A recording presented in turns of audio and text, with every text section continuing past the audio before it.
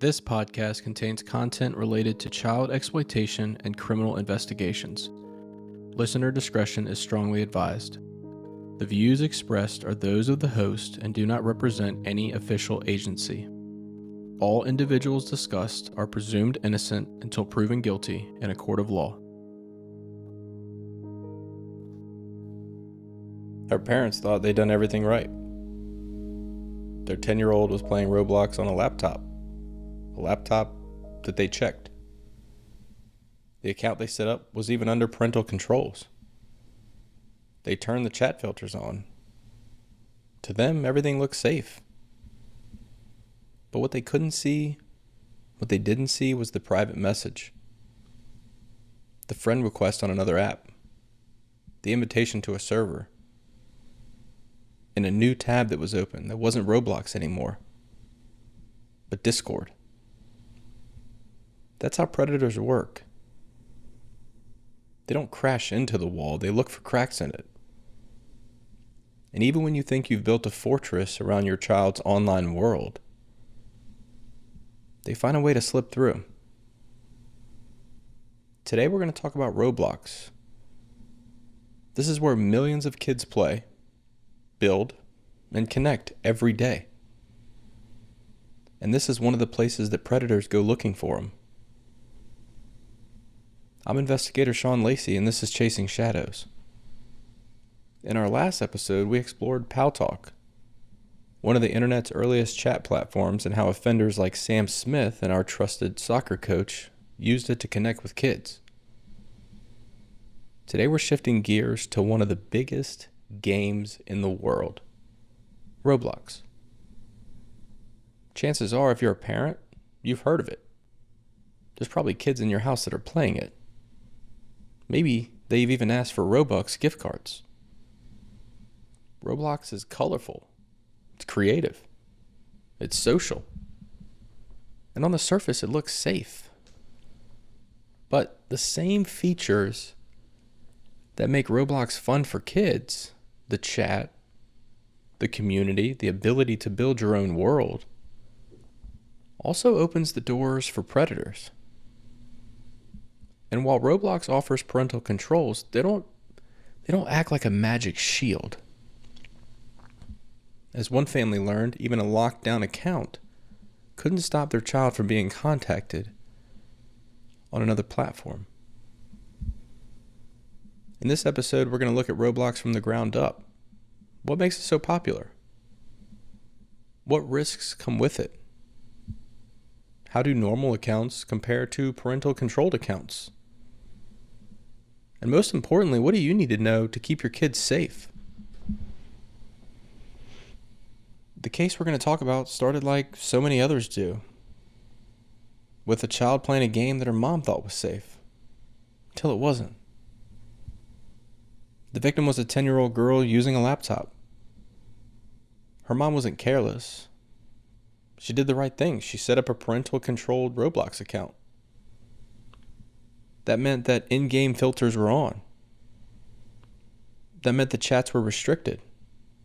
And that the games that she was allowed to play were tagged for her age.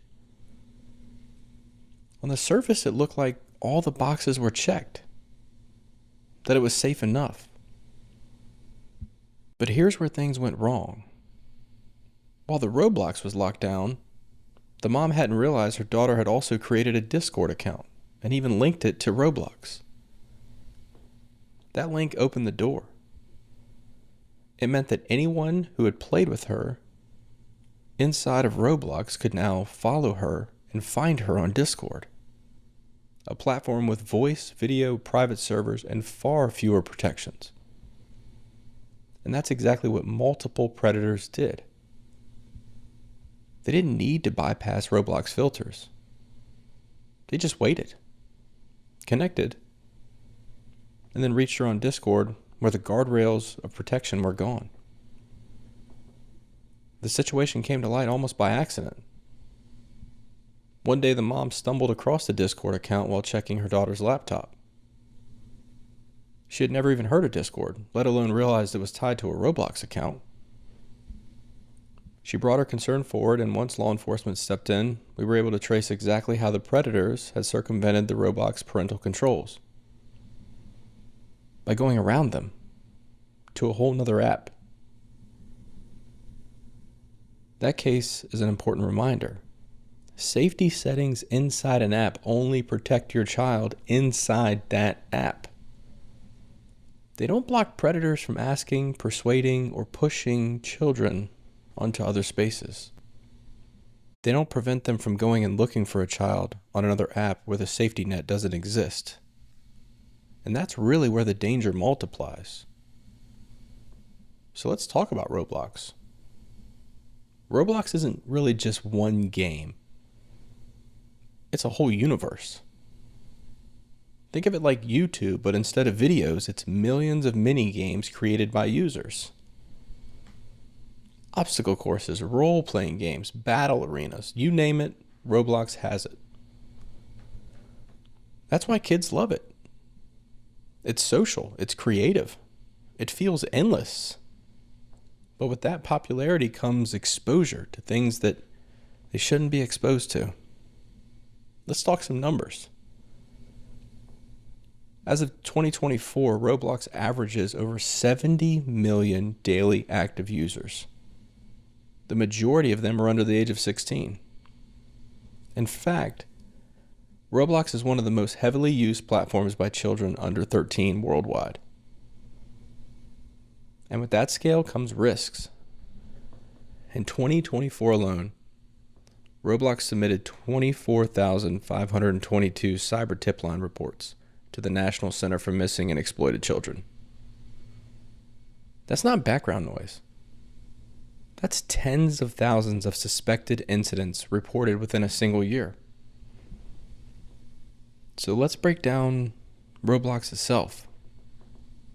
It does offer two different types of accounts, and that's important for parents to know. Normal accounts have open chat, access to almost any game, default settings that are wide open unless you change them. On the contrary, parental-controlled accounts offer stricter filters for kids under 13, blocked access to mature tagged games, and more monitoring tools on a dashboard for parents. But here's the truth. Parental controls help. But they're not a shield from all danger. They can filter language, but they can't filter intent. They can't stop predators from suggesting a child link their Roblox account to Discord. And once a conversation leaves Roblox, those parental protections that you put in place disappear completely. That's why the case of the 10-year-old is so important. Her mom thought Roblox was locked down. But the link to Discord opened a second door she didn't even know existed. And that's the door the predators walked in. So where do the biggest risks appear in Roblox? First, in the in-game chat. While these kids are playing in their universe, they can talk to anyone in the same game. Even with the filters, predators can find ways to work around the rules. The second risk occurs on private servers. Roblox allows players to create private worlds. While that can be fun when it's just friends, it can also be used to isolate kids from others. Third is voice chat. Roblox has been rolling out voice features. And while they're technically limited to 13 plus, there's no perfect system for age verification. That means kids can end up talking to adults in real time. And fourth, Roblox allows the migration to other platforms. This is key. Predators don't often stop in Roblox. They'll say, hey, let's keep talking on Discord, or Snapchat, or Instagram. And that's harder for parents to monitor. That's exactly what happened in the cases we just talked about. The offender didn't need to break the filters on Roblox. They just needed to find the kid on another app. And once that happened, the filters were gone. So what can parents do?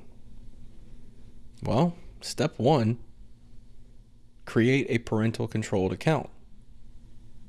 When you set up Roblox, the very first step is entering a date of birth.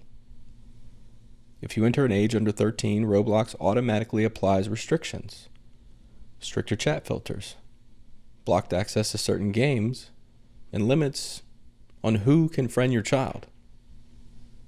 That's the foundation. You can adjust these settings and look at different things in the dashboard. Do it. But don't just stop there. Once the account is created, go into the settings. In the privacy tab, you can choose who can message your child, who can join them in games, and who can invite them to private servers. You make your own choices, but for young kids, I recommend limiting it to friends that you've approved or even no one.